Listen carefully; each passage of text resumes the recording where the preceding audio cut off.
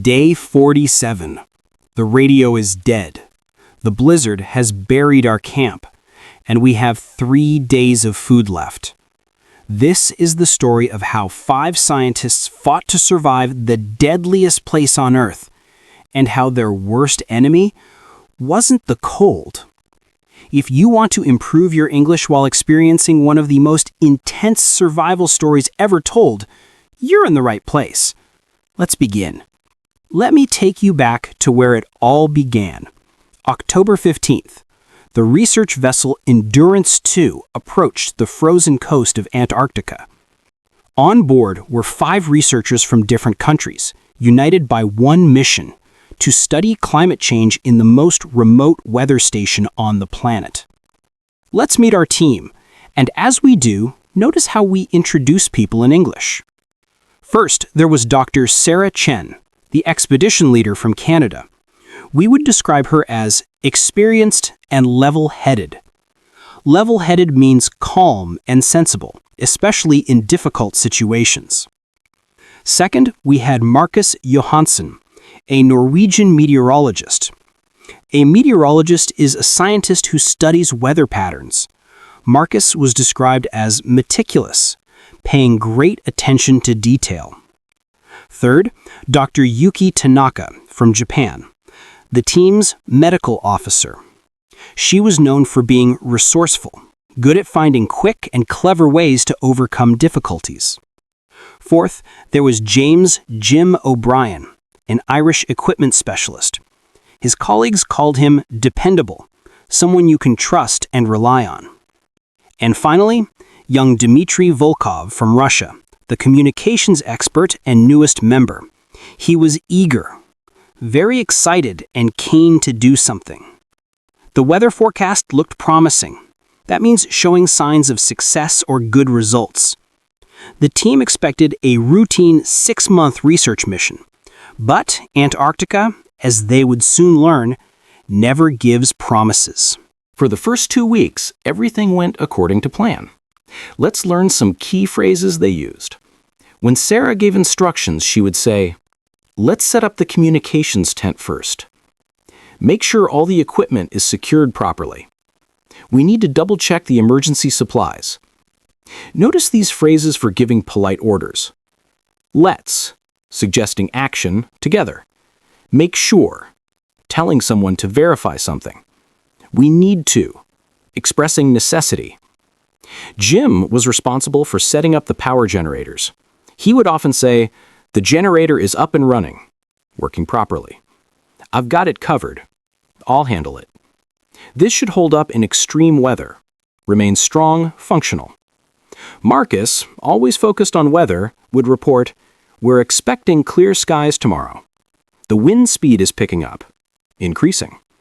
Temperatures are dropping rapidly, decreasing.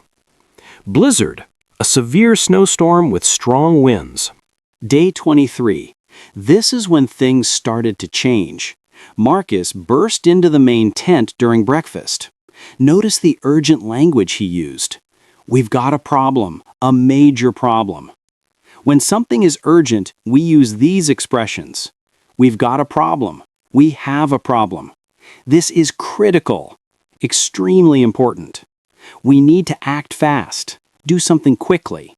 There's no time to waste. We must hurry. Sarah asked, "What's wrong?" Marcus explained, "There's a massive storm system heading our way. The satellite data shows it's unlike anything on record." Yuki, always cautious, asked, "How long do we have?" Marcus checked his instruments. "At best, 48 hours before it hits." Jim suggested, "Should we evacuate?" Sarah made a decision. "It's too risky. The ship can't get here in time. We'll ride it out here." Ride it out means to survive a difficult situation by enduring it until it passes. The team had 2 days to prepare. This section will teach you vocabulary about preparation and teamwork. Sarah gathered everyone. "Listen up, everyone. Here's the game plan." Listen up. Game plan. She continued, Jim, I need you to reinforce all the tents and secure the equipment. Can you handle that? Jim responded, "Consider it done." Yuki, make sure we have all medical supplies easily accessible. We might need them in a hurry. Yuki nodded. I'm on it. Marcus, keep monitoring the storm. I need updates every 2 hours. Will do. Dmitri, this is crucial. Back up all our research data and send it to the mainland while we still have a satellite connection. Dmitri looked nervous. What if we lose contact?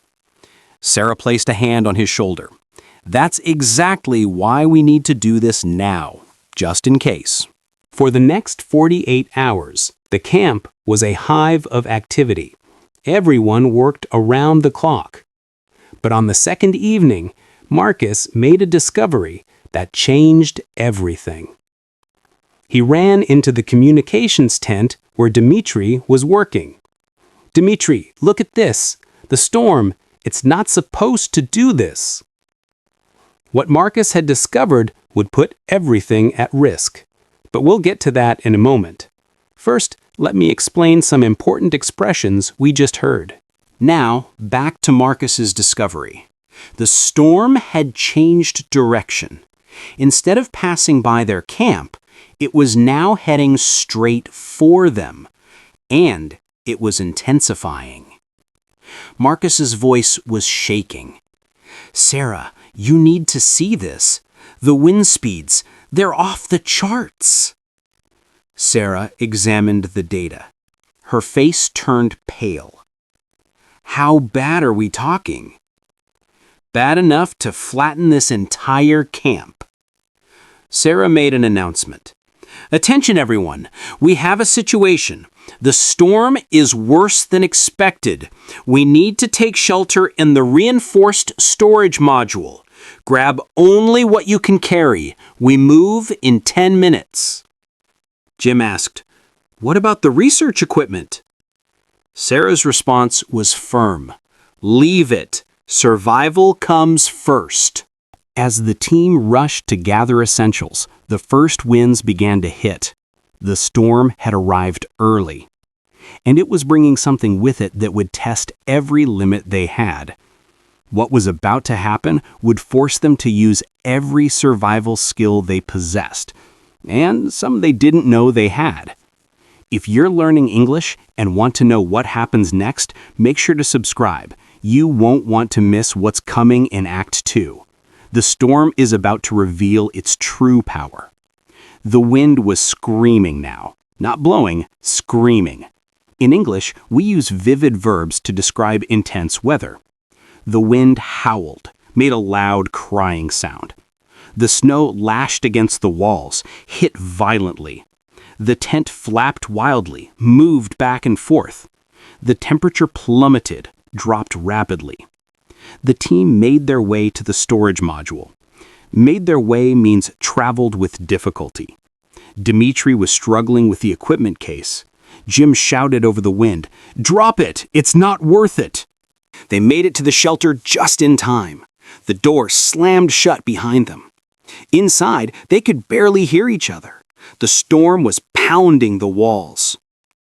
Hour 1. The team took stock of their situation. Took stock means assessed or evaluated. Sarah asked, "Who's got a flashlight?" Who's got is informal for who has. Jim pulled out 2 flashlights. These should last a few days if we're careful. Yuki was checking her medical supplies. I managed to grab most of the first aid kit. Managed to means succeeded in doing something difficult. Marcus set up his portable weather monitor. The wind speed is exceeding 150 kilometers per hour. This is Category 5 strength. Dmitri asked nervously, "How long will this last?" Marcus looked grim. Could be days, maybe longer. Hour 6. No one could sleep. The noise was unbearable. Jim tried to lighten the mood. "At least we're all together, right?" Sarah managed a smile. "Good point, Jim. Let's try to stay positive." But then, They heard a sound that made their blood run cold. Crack. Yuki gasped. What was that? Marcus checked his instruments. His face went white. The main tent structure. It's collapsing. Jim jumped up. All our supplies are in there. Sarah grabbed his arm. There's nothing we can do. We can't go out in this. Day 2 of the storm. The situation was deteriorating. Sarah was taking inventory. Let's see what we have. Food for 3 days, maybe 4 if we ration carefully. Dmitri was trying the radio. Still no signal. We're completely cut off. Yuki noticed something.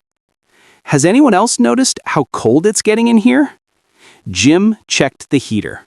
We've got a problem. The fuel line is partially frozen. The heater is only working at 30% capacity. Sarah asked, "Can you fix it?" Jim looked uncertain. "I can try, but I need to access the exterior connection. That means going outside." Sarah shook her head. "Too dangerous. We'll have to manage with what we have." Hour 36. The temperature inside had dropped to -15 degrees Celsius. Everyone was wearing every layer they had. Had dropped. Every layer. Marcus was monitoring the storm. There's good news and bad news. Sarah braced herself. "Give me the bad news first." Braced herself means prepared mentally for something difficult. Marcus continued. The storm is showing no signs of weakening. In fact, it's getting stronger. And the good news? Yuki asked hopefully. At this rate, it should pass in another 2 days. At this rate. Jim did the math. We don't have enough food to last that long. Silence. Sometimes what we don't say is more powerful than what we do say. The team sat in silence, each person thinking the same thing. They might not survive this. Day 3. This was the moment when everything changed. Dmitri, who had been quiet for hours, suddenly spoke up. I have an idea. Spoke up means to voice an opinion or idea. Everyone turned to look at him. The satellite phone. It was in the communications tent. If I could get to it, we could send a distress signal. Jim immediately protested. That's suicide. The tent is buried under meters of snow. That's suicide. That's extremely dangerous and likely fatal. Informal. Is buried. Is covered completely. But Dmitri was determined. What choice do we have? We're running out of food. We're running out of time. Sarah thought carefully. Even if you reach the tent, there's no guarantee the phone still works. Even if. There's no guarantee. Dmitri nodded. I know, but it's worth the risk. Yuki checked the weather data. Wait, Marcus, look at this. The wind speed has dropped slightly. There might be a window in about 2 hours. Window in this context means a brief opportunity. Sarah made a decision. All right, we wait for the window. But Dmitri, you're not going alone. Jim, you'll go with him.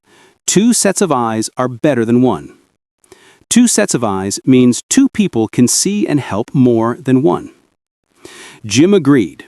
We'll need rope to tie us together. And we can't be out there for more than 10 minutes. The team spent the next 2 hours preparing. Sarah went over the plan repeatedly. Went over means reviewed or explained again. Step 1, you exit through the emergency hatch. Step 2, you follow the guide rope to where the tent should be. Step 3, you dig down until you find the phone. Step 4, you get back here. No detours, no heroics. Understood? Both men nodded. Understood. Yuki gave them emergency warmers and checked their clothing. Make sure your faces are completely covered. Frostbite can set in within minutes in this wind chill. Marcus announced, the window's opening. You have maybe 15 minutes before the wind picks up again." Jim and Dimitri stood at the hatch. They looked at each other. Jim said, "Ready?" Dimitri replied, "As ready as I'll ever be." As ready as I'll ever be is an idiom meaning as prepared as possible, though still nervous. They opened the hatch. What happened next would become the most harrowing 15 minutes of their lives. Harrowing means extremely disturbing or distressing. But before we continue, let me explain some crucial survival vocabulary you'll need to understand the next part. Jim and Dimitri stepped out into hell on earth. The wind hit them like a wall. The snow was so thick they couldn't see more than a meter ahead. Jim shouted, but his words were torn away by the wind. "Stay close." They moved forward, holding onto the guide rope. Every step was a battle. Then disaster struck. The rope snapped. Jim and Dimitri were now untethered, lost in a complete whiteout, with no way to find their way back. They had minutes before hypothermia would set in, and the storm was closing in again. What happened next would determine whether any of them survived. This is where Act 3 begins, the most intense part of our story. If you want to improve your English while discovering whether the team survives, hit that subscribe button now. You won't believe what happens next. Jim grabbed Dimitri's arm. In the screaming wind, he yelled directly into his ear, "Don't move! If we lose each other, we're dead!" Dimitri nodded. They were in trouble. Big trouble. In trouble. Jim tried to remember Sarah's briefings about getting lost and a whiteout. The key was to stay calm. He shouted, "We need to find shelter. Any shelter. Look for anything that blocks the wind." They stumbled forward, arm in arm. Visibility was zero. They couldn't tell if they were walking in circles or heading away from camp. Then Dimitri felt something. He pulled Jim toward it. It was the collapsed communications tent, half buried in snow. They dug frantically, looking for an opening. Their fingers were going numb. Going numb means losing feeling and sensation. Jim found a gap and squeezed through. Dimitri followed right behind him. Inside, out of the wind, they collapsed, breathing heavily. Out of the wind. Breathing heavily. Back at the shelter, Sarah was pacing back and forth. Pacing means walking repeatedly in the same area, usually due to worry. Marcus checked his watch. They've been gone for 20 minutes. They should have been back by now. Should have been past expectation that didn't happen. Yuki asked, "Should we go looking for them?" Sarah wrestled with the decision. Wrestled with means struggled to make a difficult choice. If we send more people out, we risk losing them too, but if we don't... Marcus interrupted. "Sarah, the wind is picking up again. If they're still out there, we're talking about minutes, not hours." Talking about. Sarah made her choice. "Marcus, you stay here with Yugi. I'm going out." Going out. Marcus protested. "You can't go alone." "Watch me." Watch me is a defiant expression meaning, just watch, I'm doing it anyway. Meanwhile, inside the collapsed tent, Jim and Dimitri were searching desperately for the satellite phone. Jim shouted, "Check that corner. I'll take this side." Equipment was scattered everywhere. They dug through snow and debris. Dimitri suddenly cried out, "I found it! I've got the phone!" "I found it. I've got..." Jim rushed over. "Does it work? Try it." Dimitri's hands were shaking from the cold as he turned on the device. For a terrible moment, nothing happened. Then, a weak light. "It's working! It's actually working!" Actually is used as an emphasis when something surprising or unlikely occurs. Jim grabbed it. "Quick, send the distress signal before the battery dies." Dimitri typed rapidly. "Mayday, Mayday, position 77.8 south, 166.6 east. 5 researchers. Critical situation, storm damage, requesting immediate evacuation." He hit send. Message sent, the screen displayed. But then Jim asked the crucial question. How long until rescue can get here? Dimitri's face fell. In this weather, could be days. Face fell means expression changed to show disappointment or sadness. At that exact moment, Sarah was fighting her way through the storm. She had been searching for 10 minutes. At that exact moment, had been searching. Then she saw something, a shape in the snow, the collapsed tent. She made her way to it and heard voices inside. "Jim! Dimitri, can you hear me?" From inside, "Sarah, is that you?" "Yes, come out, I'll guide you back." The three of them emerged from the tent and began the journey back to the shelter. When they stumbled through the shelter door, Yuki and Marcus rushed forward. "You made it!" Yuki cried, hugging them. Marcus asked, "Did you get the phone?" Dimitri held it up. "Not only that, we sent the distress signal." Not only that. Sarah asked the important question. What did they say? Dimitri hesitated. "They received our message, but rescue won't be possible until the storm passes." Won't be possible. Jim added, which means we need to survive another 48 hours with the supplies we have.